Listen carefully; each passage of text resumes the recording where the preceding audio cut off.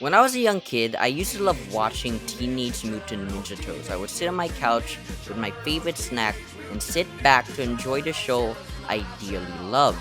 Until I saw the live action Teenage Mutant Ninja Turtles movie. And holy mackerel, what in the abomination is that?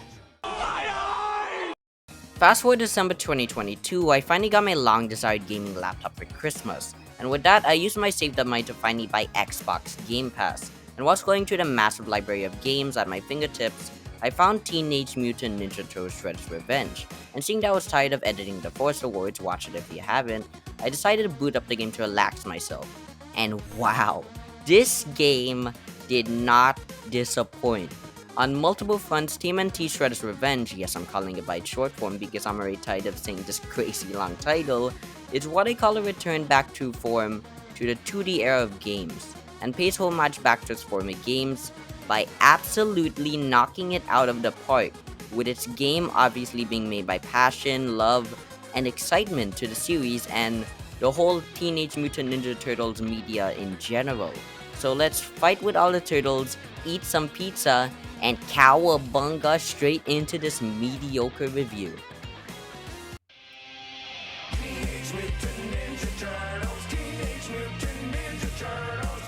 The story in TMNT Shredders Revenge, being heavily inspired by the 1987 cartoon, takes place in New York City, as when Bebop and Rocksteady, holy crap what are those names, interrupt Channel 6 and stealing crazy devices to support Shredder's new twisted plan to take over the city. As with the Turtles, they do what they always do, fight bad guys like no other across multiple nostalgic locations from the TMNT TV shows from the 80s. Since TMNT Shredders Revenge is an arcade game, I won't talk about its story much, because it's not really the main focus.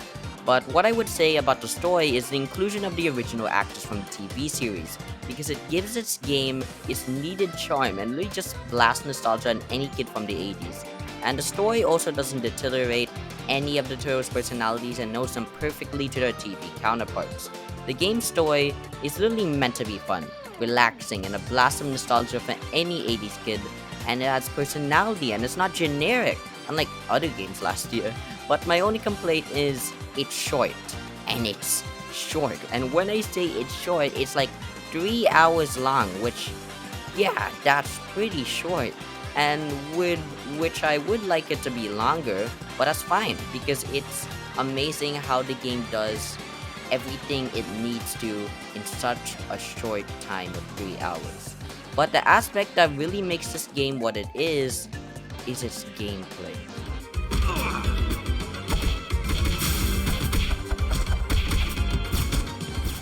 Beat-em-up games sorta kinda disappeared in the last couple of years. With a rising number of open world and action adventure games, beat-em-up games don't really get any spotlight, and many thought this genre might be done for. But in recent games like Streets of Rage 4, and of course TMNT Shredders Revenge, they showed that this genre is not done just yet, and mostly because of its gameplay.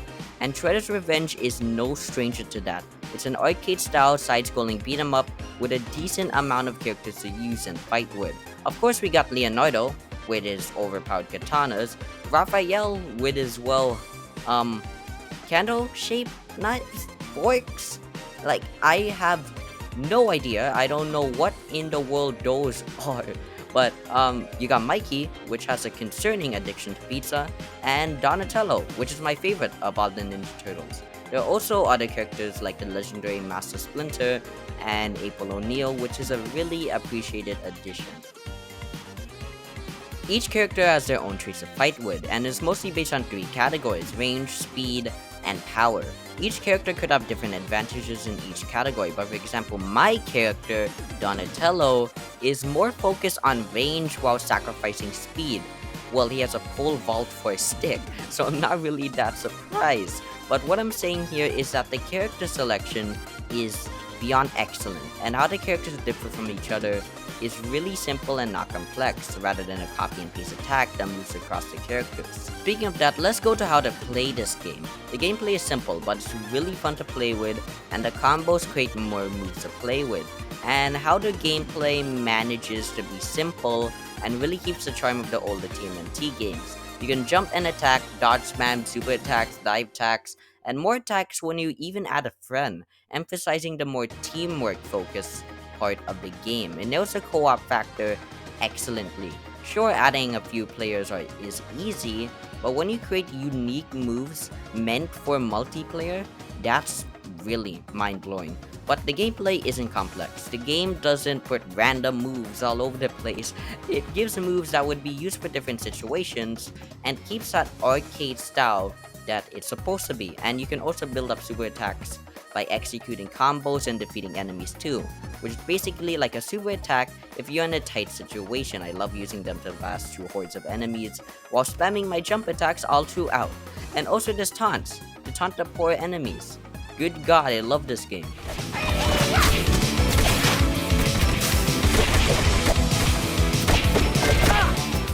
The level design in this game is no short of excellent, and really keeps the arcade style of level design. It is side-scrolling, but while you also have to fight multiple enemies, which I'll talk about later. Also, you have to avoid obstacles while fighting too. In many levels, you can also be in a different situation. You could be in the air and have to fight jetpack men. Yes, jetpack men. This game is awesome. The enemy distribution is also very good. It gives the right amount of enemies to fight for any difficulty, which is really good because arcade games usually throw a lot at you. And the levels are different. They have different enemies and obstacles, and they're in different locations too. New York, Dimension X, just a homage to all the places in recent TMNT media. And the environment is just awesome to look at and play in. Now the enemies are actually really well varied. You have your standard masked men, but you also get swordsmen, which I'm telling you now is really annoying. Rhinos, which charge at you in every chance they take, and robots, which holy mackerel, they have the audacity to move around so fast like a crazy Titanfall 2 character. And multiple more enemies I haven't even touched yet. And the variety is really good. And it doesn't seem like the same copy and paste moves all over the place, and each enemy is designed pretty good visually and from a gameplay perspective.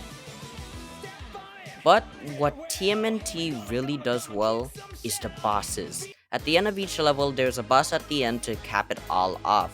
But to put it off lightly, these bosses are fun.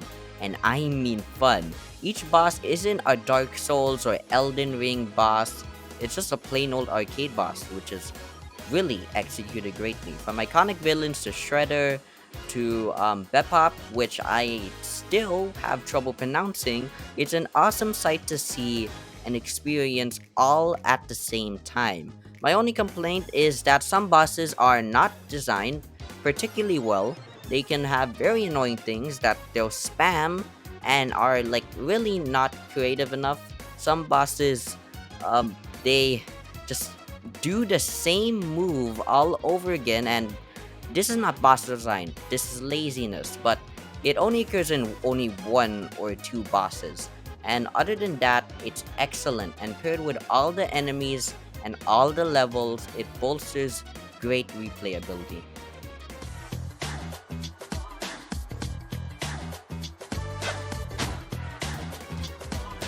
With TMNT Shreddars Revenge being an extremely short game to beat, you expect, well, that's all the content, right? Nope. The game actually has more content than what I thought.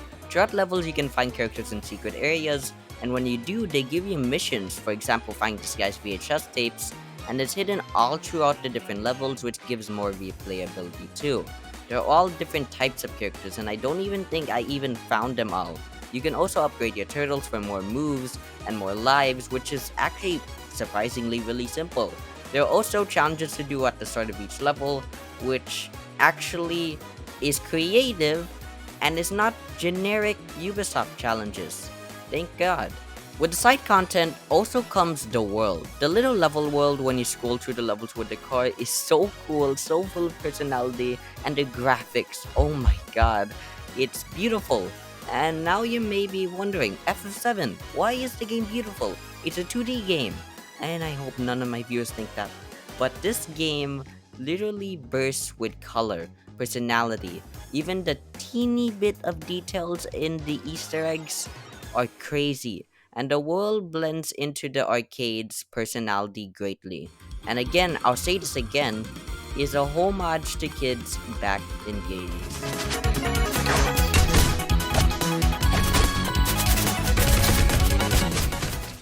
The music for TMNT Shreddars Revenge is literally the TV show's music, but gamified. Yeah, that doesn't make sense, does it? But the music is honestly really good. That's the cartoony style music, which, while being an absolute blast to listen to, is amazing. And there's also original music too, like We Ain't Come to Lose by Raekwon and Ghostface Killer, and each music literally matches each level and gameplay perfectly, and I mean, like really perfectly. Teenage Mutant Ninja Turtles Shredder's Revenge. Wow. When I was playing this game, I just felt like I could just relax, experience, and well, play. It's literally just a fun game. It's not a big open world experience or a frustrating multiplayer game like most games are these days. But it's just a game to have you sit down and just play an arcade video game. And especially if you love Teenage Mutant Ninja Turtles, which I do, is just amazing. Just play this game, even if you're not a TMNT fan, it's still a good gaming experience. So the mediocre score of Teenage Mutant Ninja Turtles Shredder's Revenge will be a 9 out of 10. Cowabunga Dudes, and that's the end of another mediocre review.